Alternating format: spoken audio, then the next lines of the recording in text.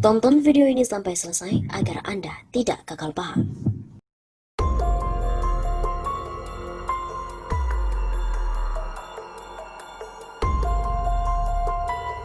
Benarkah Muldoko akhirnya terciduk kasus korupsi PT Dirgantara Indonesia? Beredar sebuah narasi bahwa Kepala Staf Presiden Muldoko terciduk kasus korupsi PT Dirgantara Indonesia. Narasi ini pun beredar di media sosial. Merupakan akun Facebook bernama Purnomo yang turut mengunggah narasi tersebut pada 29 Oktober 2020. Dengan narasi yaitu Muldoko akhirnya terciduk kasus korupsi Dirgantara Indonesia. Unggahan ini pun ramai direspon warganet. Terdiri dari 281 emotikon, 53 komentar, dan 5 kali dibagikan.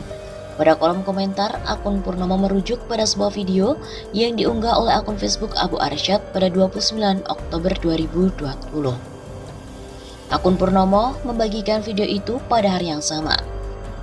Ada videonya di lini masa saya, kata akun Purnomo membalas komentar akun Facebook lainnya.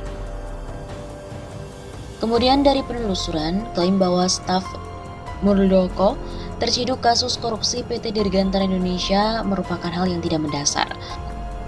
Faktanya, hingga saat ini tak ada kesimpulan bahwa Muldoko benar-benar terlibat kasus tersebut. Dalam Kamus Besar Bahasa Indonesia, terciduk memiliki artian yaitu sudah diambil atau ditahan. Jika dikaitkan dengan narasi yang beredar, tidak ada informasi bahwa pihak berwenang menahan Muldoko atas kasus dugaan korupsi PT Dirgantara Indonesia. Kemudian video yang dibagikan oleh akun Purnomo pada 29 Oktober itu juga tidak ada kaitannya dengan narasi bahwa Muldoko terciduk kasus PT Dirgantara Indonesia. Pada video yang berdurasi 20 menit 8 detik itu merupakan gabungan rekaman suara yang hampir semuanya tidak berkaitan satu sama lainnya. Pada menit-menit awal terdengar suara Panglima TNI Marsikal Hadi Cahyanto. Suara itu sebenarnya pernyataan dalam merespon aksi perusakan Polsek Ciracas, Jakarta Timur pada beberapa waktu lalu. Rekaman lainnya berasal dari suara pengamat Rocky Gerung. Rocky mengomentari peristiwa jaksa yang menjamu tersangka kasus penghapusan red notice Joko Chandra. Selain itu, seseorang juga suaranya membacakan artikel dari Tempo berjudul PT Dirgantara diduga berikan upeti untuk pejabat Kemenhan sampai TNI. Pada artikel itu memang disebutkan nama Muldoko sebagai salah seorang yang diduga menerima aliran upeti saat menjadi Kepala Staf Angkatan Darat atau KSAD. Muldoko membantah dugaan tersebut. Muldoko menegaskan pada saat dugaan kasus itu terjadi, ia tidak mengurus pengadaan. Katanya, saya jadi KSAD hanya 3 bulan, tidak sempat mengurusi pengadaan dan pastinya saya juga sudah tidak ingat. Kata Muldoko seperti dilansir dari Tempo pada 25 Oktober 2020. Pihak KPK menduga PT Dirgantara Indonesia memberikan upeti ke sejumlah pejabat di Kementerian Pertahanan, TNI dan sejumlah lembaga negara lainnya pada periode 2008 sampai dengan 2016. KPK juga mengaku masih menyelidiki lebih lanjut terkait dengan upeti tersebut. Uang dari PT DI yang dikeluarkan untuk mitra dan digunakan lagi untuk berbagai kebutuhan tersebut akan ditelusuri lebih lanjut oleh penyidik.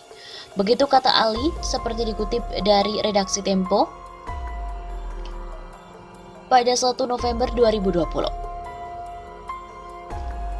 Jadi kesimpulannya, klaim bahwa Kepala Staf Presiden Muldoko terciduk kasus korupsi PT Dirgantara Indonesia tidak berdasar.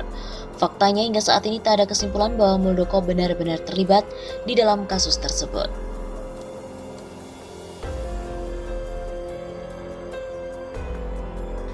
PT Dirgantara diduga berikan upeti untuk pejabat Kemenhan sampai TNI dan ada nama Muldoko. PT Dirgantara Indonesia diduga memberikan upeti atau uang ke sejumlah pejabat di Kementerian Pertahanan TNI dan lembaga lainnya sepanjang 2008 sampai 2016. Seperti dikutip dari investigasi majalah Tempo edisi 24 Oktober pada hari Sabtu, total upeti itu mencapai 178,98 miliar rupiah.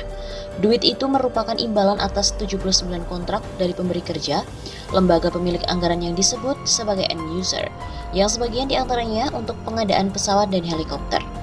Dalam salah satu berkas yang berjudul Proyek Helikopter Bell 412EP Kemenhan, TNI AD APBNP 2019, tertulis nama mantan Sekretaris Jenderal Kementerian Pertahanan, Marsikal Madya Eris Haryanto. Di kolom uang tercatat 250 juta rupiah. Dalam dokumen berbeda, ada juga nama Jenderal Muldoko yang menjabat sebagai KSAD selama 3 bulan pada 2013. Kini Kepala Staf Kepresidenan. Pada kolom uang pun tertera angka 1 miliar rupiah. Di bawah Muldoko berderet nama perwira lain seperti jumlah uangnya dari puluhan hingga ratusan juta rupiah. Angka total untuk Markas Besar Angkatan Darat yaitu sebesar 2,35 miliar rupiah. Pelaksana tugas juru bicara KPK Ali Fikri mengatakan lembaran berkas tersebut sudah dikantongi lembaganya. KPK mendapatkannya dari perusahaan rekanan PT Dirgantara ketika mengusut korupsi di perusahaan plat merah bidang penerbangan ini.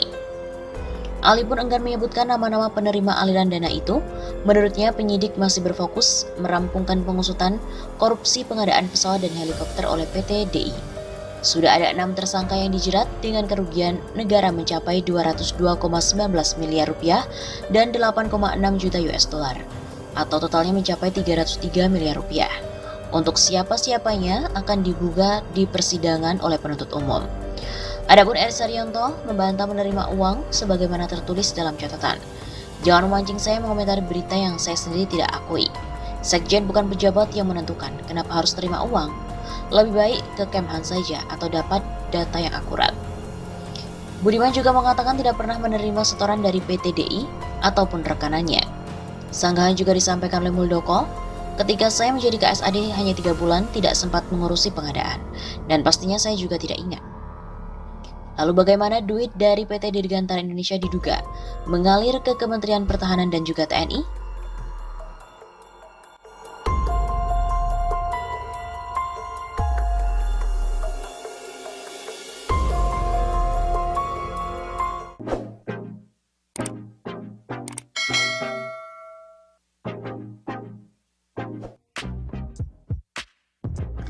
Ternyata Putri Bungsu Muldoko jadi tenaga ahli KSP. Apakah ini nepotisme? Beredar kabar Johanina Rahma diangkat menjadi tenaga ahli di kantor staf presiden atau KSP. Kabar itu awalnya diketahui dari sebuah pesan di WhatsApp Group. Kabar penunjukan Johanina sebagai tenaga ahli di KSP diinformasikan salah seorang anggota WhatsApp Group Projo dan juga Friends, dan kemudian menyebar. Johanina adalah Putri Bungsu Muldoko, yang tak lain merupakan kepala KSP. Johanina dalam pesan yang dikirim salah satu anggota grup, disebutkan ditunjuk menjadi tenaga ahli muda Deputi Bidang Kajian dan Pengelolaan Isu-Isu Sosial, Ekologi dan juga Budaya Strategis.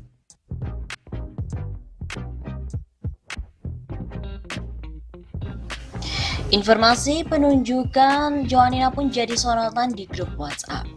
Muncul komentar negatif, antara lain menganggap keberadaan Johanina di KSP sebagai nepotisme yang merupakan musuh besar bangsa Indonesia. Redaksi pun mencoba untuk mengklarifikasi kabar tersebut kepada Muldoko, namun juga belum mendapatkan respon. Informasi yang diperoleh oleh redaksi, nama Johanina memang benar ada di KSP, namun statusnya adalah magang atau volunteer dan tidak menerima gaji. Sejak November 2019, KSP menerapkan mekanisme menerima fresh graduate untuk magang. Tujuannya agar makin banyak generasi milenial yang paham kerja-kerja KSP. Pelaksanaan magang setidaknya sudah melibatkan 16 angkatan.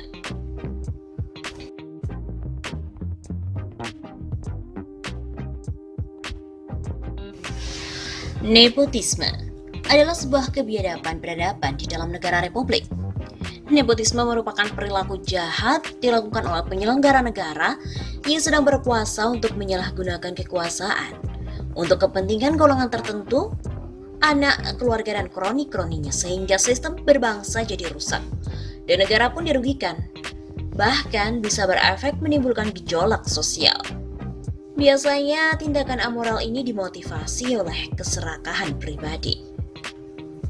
Pada waktu tahun 98, amarah rakyat tak bisa terbendung ketika Soeharto mempertontonkan nepotisme. Mirisnya, pada saat sekarang nepotisme itu kembali dipertontonkan oleh seorang yang bernama Muldoko di dalam lingkaran istana, di mana perilaku tersebut menjadi musuh bersama bangsa di negara republik ini. Ya, ini tentang pongahnya Muldoko mempertontonkan nepotisme di dalam lingkungan istana.